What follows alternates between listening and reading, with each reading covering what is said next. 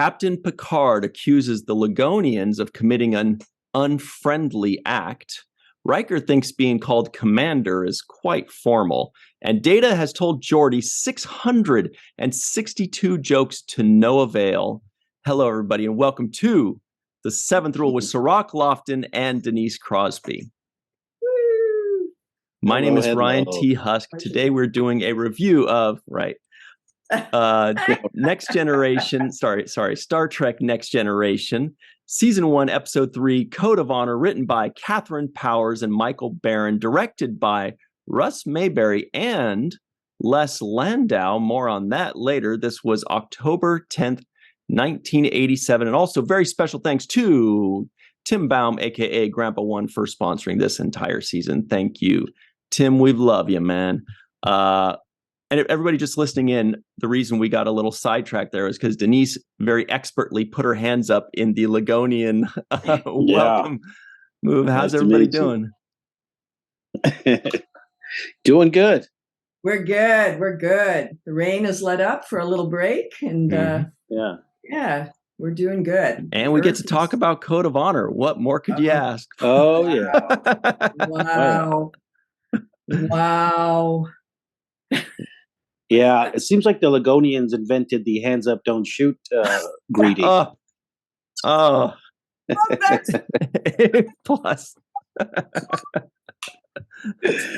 Wow. That's where that came from. That's where it's from, yeah. Come on, not me. They're all Trekkies. And Picard's trying to get in. He's like, hey, huh? Am I right? Am I right? Dude's like, yeah, I guess. Wow. Wow. Yeah, this was a doozy of an episode, that's for sure. There's a lot of going on in here. Was there? Kind of. Yes and no. Yes and no. Yeah. I have scratched my head on this one for so long, and even while shooting it, I was scratching my head, thinking, what are you getting at? What is the point of this? Now, given the 24th century, we don't supposedly see color, of skin at this point. We are beyond but a person tuning in 1987, it's so blatantly just, what are you doing? What are you saying here? And what are you inferring? Yeah. And it's so clumsy and awkward and so ultimately just offensive in so many ways, in a certain way, And I just, people have said they should remove Code of Honor from the series, from the availability in Next Gen, which of course I say absolutely not. Absolutely not. That would be the quintessential example of cancel culture. This was what people were writing in 1987. This happened. We should look at that and try to decipher, try to unravel what is the underlying meaning of what are you trying to say here? It sits so uncomfortably for me as a woman. What was inferred, that women are nothing but the land they own, that, they're nice little things, but they really are useless and meaningless in every way, except for the property they own and the value they bring to this marriage. And,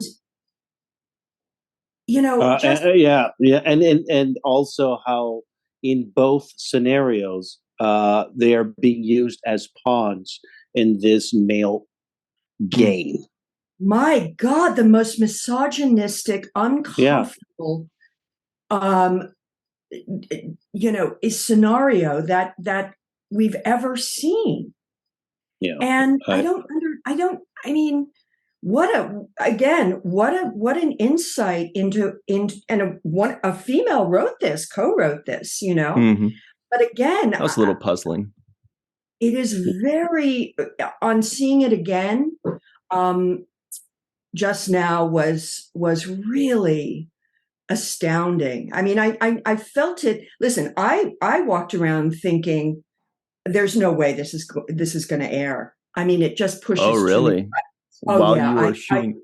While I was I don't shooting, remember who it was, but there were some actors saying, I remember just a couple years ago that kind of, I don't remember who it was, but they said something to that effect of like, are we doing this? I guess we're going to go, where there was like a little bit of trepidation while it was being shot. And I wish I'd remembered who'd said that. I mean, the whole premise, and of course I was so central in this episode. So again, I was really cool. Well, it's funny, the first couple, it feels like it's the Tasha Yar story. But it really felt like I was bearing the brunt of this episode. So I was particularly concerned what this was, where this was going, and what this, so many stereotypes and so much, stuff that hadn't really been talked about yet, but that were a Black woman, is being discarded so that her Black husband can take prefers the white woman. I mean, even though that's not inherently what they're intending to say, it says that. And this has been an issue in our culture that wasn't really talked about at this point. And so, it was really, it hit so many notes. I believe that they were insensitive of a lot of things. One, dealing with race and the way that Black men are perceived, specifically categorized in this area of sexuality and extreme sexuality. Those kinds of perceptions have been, predominant throughout history when talking about Black men, and I think they really played on that in this particular episode. And that's one of the first things that I found offensive, was the way he was kind of brooding over you in the beginning, I want this woman, in a kind of caveman type of mentality or attitude. And that was the first thing I felt. I was like, oh, wow, we're going there. We're going to do the classic. Yeah. This is what we're doing. Man. And you're like 7 minutes in. Oh, Jesus. Yeah. Right? Right. And also Tasha's, well, I was just going to say, I was astounded, and I'd forgotten that, even up to the very end, Tasha, when the wife makes her choice to leave him, and she says, "You want him?" She, instead of going, "Are you kidding me? Yeah. Look what he did to me. Look what he's done. He kidnapped me and made me, ask me, demanded that I kill you. Of course not. I don't." She's like, "Well, I kind of do, but there'll be complications." That was something I had missed previously, and I really, and this time I was baffled by that. I was like, wait a second, hang on a second. Yeah, like, I understand her not wanting to offend a new race, or, you got to be diplomatic. But what they were insinuating was that Tasha was actually a little bit, kind of into it, or into him. And in the past, we've said, look, it's almost impossible to show two people believably falling in love or liking each other in an episode. Right. But it's even more impossible when you don't show any reason why they would. They gave us zero reason. Like, I remember I was thinking, you take away the kidnapping part and you give them a couple nice moments, like, for example, if they say, oh, you better not walk on this rug, otherwise that's against the rules, and she stumbles onto the rug, and then maybe the leader sees it and he looks around, nobody's watching, and he just kind of helps her up and kind of says, we won't say anything. Like a little moment like that, and they could be like, oh, wow, he respects her, she respects him. You give him these kind of moments, but there were none of that. There was him kidnapping her, and then she's like, oh, well, he's kind of cute. What? Wait a minute, that's so out of character of, how they set her up, and the whole Starfleet agenda, and being a Starfleet officer, and the prime directive, and all of that stuff, that it was like, man, you guys are just throwing all of your logic, the premise, the foundation of this entire show out the window. Mm-hmm. It was just, I think it was a poorly executed way to try to tell a story about the needs of the many versus the needs of the few, or one in this case, which would be your character. And they did a poor job of relaying that to me as the viewer, because they put no emphasis on your safety or well-being. That was an afterthought to the vaccine or to respecting somebody else's culture, or it became the last important thing, your safety, your well-being. I mean, they even were talking Troy. about what they were talking about, is she, when you were kidnapped, they were like, well, is she going to be raped or something? They were casually saying, well, I don't know, Probably not. Typically, Let's it doesn't. be patient. Let's be patient. Give it 24 hours. Let's respect their culture more than we get our goddamn security officer off the ship. Give them 24 hours with her, and let them figure it out. I'm like, what? I know. Like, what the hell? Who's cool with that? Just every note is a head scratcher in this. Yeah. Like you were saying, Ryan, before we started, I was trying to find one redeemable, moment. I like this shot that you put up, in the background. Right. This was one of the few things where I was like, oh, that's a nice shot. Let me put that in the notes so I have one nice thing to say. One thing that we can, pretty. go, okay, it's pretty. I like the silhouettes of the trees, I like the amount of work that the art team put on the marble floors and the red and the anyway, that's neither here nor there. But I was like, okay, not everybody screwed up here. The art department did their job. They're like, hey, whatever, we still make things look good. Right. Oh, and what about what about the stunt double? God, it's so obviously bad and wrong and shot so badly at times. It's so clearly not me. I mean, like full facial, not me. It's one thing to be behind me, and you got the wig and the suit, and it looks, the shape looks right. But if you're cutting to my face and it's so obviously not me. Yeah, they've done that now twice, because in the pilot, when you were doing the fight scene in the Q, in that Q trial, they had an aerial shot of you fighting, and I was like, that's not her. Like, that's not even not even a good job of faking it. It was like a guy with brown hair and everything. I was like, dude, at least give him a blonde wig with a cigarette. It's so, oh my God, it's so I was like, bad. This guy's got a mustache. Make him shave. What kind of stunt double? And they trained. I mean, I was, we were working out on the side with the stunt people. We had all that, going on. They really didn't need a stunt double in this. No, I thought you were very good at just making yourself look very physically capable.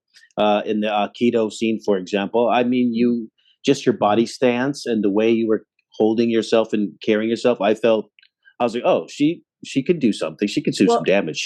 You didn't look awkward. Like, sometimes you watch a basketball movie and you could tell the guy's never played basketball in his life. Totally. Does not dribble properly. I feel very called out right now, Cirroc. We won't talk about that. Thank you. But this is, I believe you as the security officer. I believe your physical prowess. I believe that you're capable, more than capable, to get the job done, which is why all the more reason why it seems so awkward that they would put you in this position. And even furthermore, they just played around with Tasha's sexuality. Remember, she has trauma Major. that she has a literally a case file of trauma where all of these people know about her history. They know that she's survived gang rapes and grew up in a harsh environment at a very young age and had to really overcome a lot of things. This is the exact kind of thing you don't want to put somebody in with that like Stockholm syndrome all of a sudden. I'm in the same scenario. Sexualized. Yeah, fighting for your life. Desired, fighting for my life. The guy wants me. He's going to keep me. He's going to take me. And these guys are like, let's be patient. And meanwhile, you have an audience like with Picard and the crew like sitting there like, oh, very good. Let's watch this. Let's be patient. Watch this. Yeah, let's be patient. Let it play out. And I'm thinking there's no regard for this woman's trauma, her history, the kind of mental anguish she's been through, the kind of anguish she's currently going through right in front of your face. I remember when Picard gets to the station, he's like, have they been treating you well? And I'm like, I'm held against my will. Even if you're giving me caviar and foot massages, I didn't sign up for this. It's not a vacation. This is like you holding me against my will. So yeah, you can treat me well, but I didn't sign up for this treatment. And I just felt like it was a whole lot of things that they also wanted to hit home the Prime Directive. And that was another kind of, underlying message that was running through the storyline. So it was about the needs of the many. It was about the Prime Directive and kind of combining those two Starfleet rules to see how they would problem solve in a situation like this. I just was like, I just thought it was tasteless in so many ways. But Ryan, what's the actor's name who did play the main Ligonian? I think his character was Luton. It's Jesse Lawrence Ferguson. Was exactly it Jesse that? Lawrence Ferguson? Yep. Yeah. Mm-hmm. And I want to say he did a great job, though, given the fact that he was given these parameters. Obviously, he's voice. Not writing. Yeah, his voice, his performance. He's got to do voiceover. I was thinking if they ever need somebody to replace James Earl Jones, like he's got that same kind of richness to his voice. And I thought his performance was very good, even though I didn't like the fact that he was playing these stereotypes. I did like his performance, and it's not easy to carry a whole episode as a guest star with a rough script. With a rough script like that. Bring that kind of. I thought he brought a lot to the character. He was interesting. I was looking at him. The screen loved him. His voice was obviously phenomenal, and I thought his performances opposite Picard were a very good match for Picard's power, or the strength that Picard kind of exudes. I thought it was well matched by Jesse Lawrence Ferguson's performance. That's a good point. He does need to match up, with energy wise. Rather than otherwise, he kind of feels like a shrinking violet type, and he had to play somebody that's perfectly fine going toe to toe with some of the big boys of the Federation. That's true. Yeah, and there is an interesting dynamic there, a tone and of the whole Ligon planet is the culture is predicated on honor, on respect. And that is a very interesting kind of notion to understand, that they are such, their strength comes from the feeling of being respected and honored. So when you've got this black king and this white captain, and the dynamics that are being shared in that, and that Picard really needs to understand that his place of understanding as a culture is not his place, so he must respect that. And that's just been a real historically a complicated issue, in our society. I wish I had gone in. Yeah. Sorry, Cirroc, what were you going to say? No, what you were saying, Denise, kind of reminds me of the United States' interaction with other countries, and how we try to frame their society in whatever lens of our own Western ideas, and try to ridicule these people, whoever they are, for having a belief system or having traditions and culture that are outside of the quote unquote norms of Western civilization. So I do think that there is a good, hang on, Cirroc. FBI has just entered the chat. You were saying? Oh, yeah. I was saying, no. We're great. Oh, boy. Let's go to they're- those other countries and tell them the best way to live. I mean, it happens. And so, I mean, this is something we've done throughout the Middle East. I mean, absolutely done historically. Absolutely. From the beginning of this country. From the beginning of time, and not only us, but, God, I was just in Mexico, and you see what the Spaniards did, to that country. They came in, and the first thing they wanted to do to the indigenous people is Christianize them, basically get them all signed up to their religion, and so that they could they could get a place in heaven, and they could rise in their stature, and basically they could take their land, and get them to obey. So it's, my God, this is just. Yeah, I think the problem I had was with the kidnapping, period. I feel like if they had have altered the story slightly, and made this person more intelligent about the way they operated, I think, for example, let's just put it out there, if culturally or in their custom they wanted to get you, right, onto their planet, there could have been a way to exchange and say, well, we'll offer you our captain or our security officer, and we'll do an exchange so that we can learn more about each other's culture. And it could have been very simply left at that. And then you get caught up in a situation that's weird or something, and that you're uncomfortable with. And then certainly it's a lot easier for us to believe that Tasha might have feelings for this man if something like that happens, and they're sharing good moments together, and he's showing her about his culture, and they're exchanging ideas. Suddenly, it's an episode about two cultures, people from two different cultures coming together, and like a little Romeo and Juliet kind of thing, It's so much better that way. So, yeah, why didn't you just embrace that story? They're both, you've set it out where they're both feeling for each other. There's an attraction that's sort of underneath everything. Let's build out, let's explore that. What is that? And then it becomes, truly a dilemma for both of them. Does she stay? Does she go? Does he, demand it? Does he let her go? What a great, all with this vaccine being, eminent and needed. And so what an interesting story that would have been.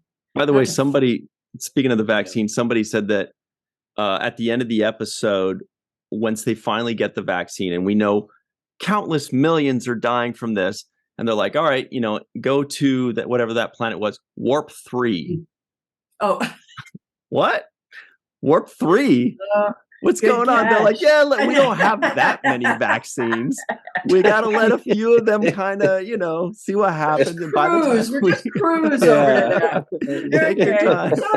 So a million dies. So you still got a couple million to save, Warp 3. Give me a break. Anyway, we've got to jump to our break. I was also hoping to provide a little bit of backstory on this episode, which you may be shocked to find out does not make this episode any more understandable. Okay.